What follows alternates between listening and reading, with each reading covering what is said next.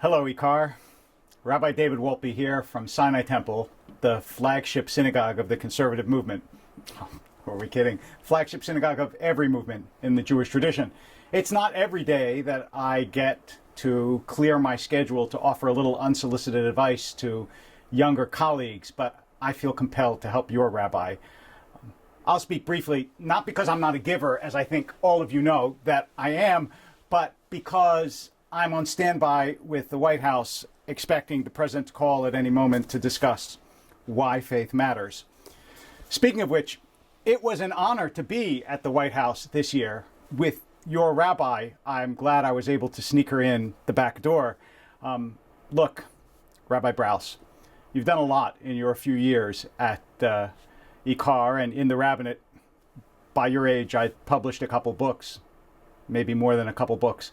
But no matter, it was a different time. It was the Reagan years, and though you may not have a temple, at least you have a building. Oh, you don't have a building. Well, a building fund. No building fund? Wow, really?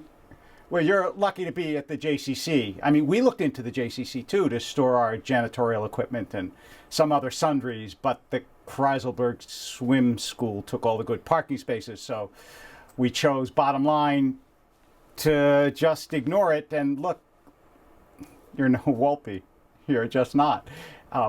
But I like your moxie, Brous. I really do. And who can ignore that little sort of science experiment you call Ikar?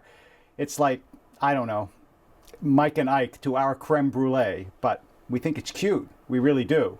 And we appreciate the contribution you've made to the Jewish conversation. Your colleagues applaud every time you tell us that our synagogue is the graveyard and burial plot of prayer. Really, we think it stimulates us to be more like you. Anyway, look, I'm here with a message. I'm sure you noticed my picture a few weeks ago on the cover of a little publication we like to call here the Jewish Journal. There I was ruminating on how handsome I looked surrounded by Haitian children.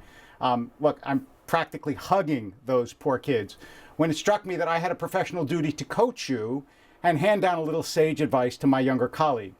Some rabbis, when given the chance to be on the cover of a 150,000 reader journal, might choose to make it all about themselves. They might give this sweet, coy bat mitzvah smile, have their hair gently disheveled, blowing in the wind as if to say, I care, but not too much. And what I'm saying is, it's not all about how many fans you have on Facebook. Look, I barely noticed when I broke the 8,000 mark. In fact, someone else had to tell me about it, because for me, it's all about poverty, Brous. It's all about hunger. It's all about AIDS. It's about global catastrophe. It's about hatred. It's about extremism. I believe in taking a stand. The rabbinate isn't about being liked. You have to be brave and vocal. And vocal doesn't just mean sitting around kvetching over coffee with Melissa. I'm just spitballing here. You know what I mean and the kinds of things you might want to try. Maybe a courageous sermon about gay marriage or about unrest in the Middle East or something about the genocide in Darfur. Trust me, genocide kills. Just saying, Brous. I'm just saying. And by the way, Ikar, all the rest of you, once you guys tire of this very left-wing, uppity young rabbi, and you want to get a real spiritual community together, and you're ready for a genuine synagogue where people have a few coins to rub together and can make a contribution to the world, Sinai's door is always open to you. Wolpe out.